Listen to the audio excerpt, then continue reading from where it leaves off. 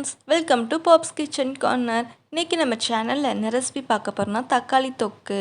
தக்காளிலாம் கம்மி ரேட்டில் இருக்க போது தக்காளியை இந்த மாதிரி தொக்கு பண்ணி வச்சுக்கிட்டோம்னா 1 வீக்குக்கு நம்ம ஸ்டோர் பண்ணி வச்சுக்கலாம். ரைஸு, அப்புறம் சப்பாத்தி, இட்லி, தோசை கூட வச்சு சாப்பிட்டோம்னா அவ்வளோ அல்டிமேட்டாக இருக்கும். வாங்க எப்படி பண்ணலாம்னு சொல்லி பார்ப்போம். அதுக்கு முன்னாடி நம்ம சேனலை மறக்காமல் சப்ஸ்கிரைப் பண்ணி கூடவே இருக்கிற ஆல் பெல் பட்டனை கிளிக் பண்ணிக்கோங்க. வாங்க வீடியோக்குள்ளே போகலாம்.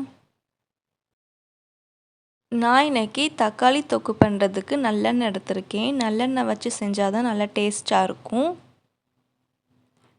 எண்ணெய் நல்லா ஹீட் ஆனதுக்கப்புறம் 1 டீஸ்பூன் கடுகு, 1 டீஸ்பூன் உளுந்தம்பருப்பு சேர்த்துக்கலாம். உளுந்தம்பருப்பு நல்ல ப்ரௌன் கலரில் வரணும். இப்போ நல்ல ப்ரௌன் கலரில் வந்துச்சு. இப்போ 4 வத்தல் சேர்த்துக்கிறேன். கொஞ்சமாக கருவேப்பிலை சேர்த்து கொஞ்சம் லைட்டாக ஃப்ரை பண்ணிக்கலாம். கூடவே நான் 20 பல் பூண்டை குட்டி குட்டியாக கட் பண்ணி வச்சுருக்கேன். இது சேர்த்துக்கலாம். கொஞ்சம் லைட்டாக ஃப்ரை பண்ணிக்கோங்க.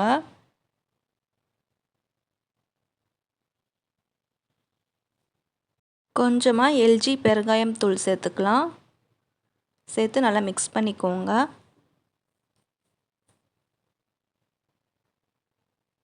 நான் இன்றைக்கி 3 வெங்காயத்தை குட்டி குட்டியாக கட் பண்ணி வச்சுருக்கேன். இது சேர்த்துக்கலாம்.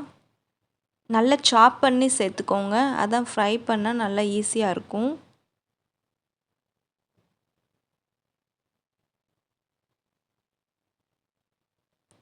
வெங்காயம் எல்லாம் நல்லா ஃப்ரை ஆகணும்.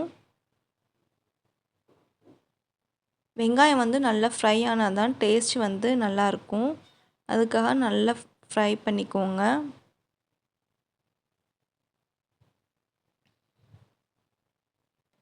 இப்போது வெங்காயம் நல்லா ஃப்ரை ஆயிடுச்சு. கூடவே நான் இன்றைக்கி 1 கிலோ தக்காளி சேர்த்துருக்கேன். தக்காளி நல்லா சாப் பண்ணி சேர்த்துக்கோங்க.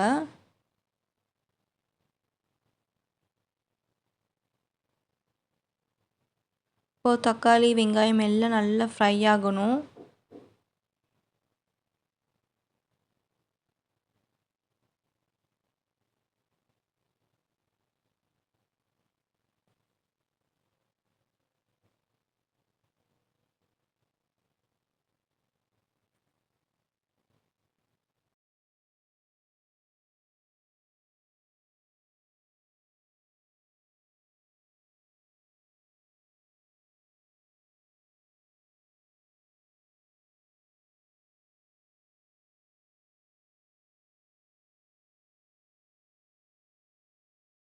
இப்போது தக்காளி நல்ல ஓரளவுக்கு ஃப்ரை ஆயிடுச்சு.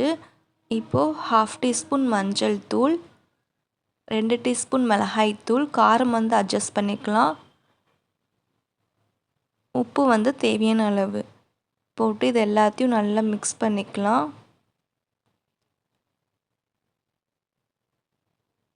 இப்போ தக்காளி வெங்காயம் நல்லா ஃப்ரை பண்ணி நல்லா ஒரு தொக்கு மாதிரி வரணும். அது வரை நல்லா ஃப்ரை பண்ணிக்கிட்டே இருக்கணும்.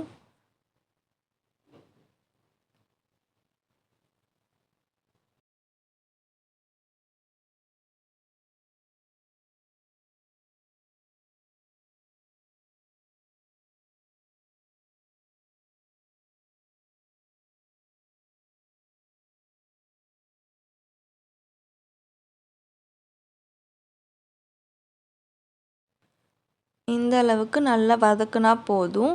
அவ்வளோதான் ஃப்ரெண்ட்ஸ், நம்மளுக்கு தக்காளி தொக்கு ரெடி. நீங்களும் இது போல் ஒரு காட்டி வீட்டில் செஞ்சு பார்த்துட்டு எப்படி இருக்குது சொல்லி கமெண்ட் பாக்ஸில் மறக்காமல் கமெண்ட் பண்ணுங்கள். இந்த ரெசிபி உங்களுக்கு பிடிச்சிருந்தா லைக் பண்ணுங்கள், ஷேர் பண்ணுங்கள், மறக்காமல் சப்ஸ்கிரைப் பண்ணி கூடவே இருக்கிற பெல் பட்டனை கிளிக் பண்ணிக்கோங்க. தேங்க்ஸ் ஃபார் வாட்சிங்.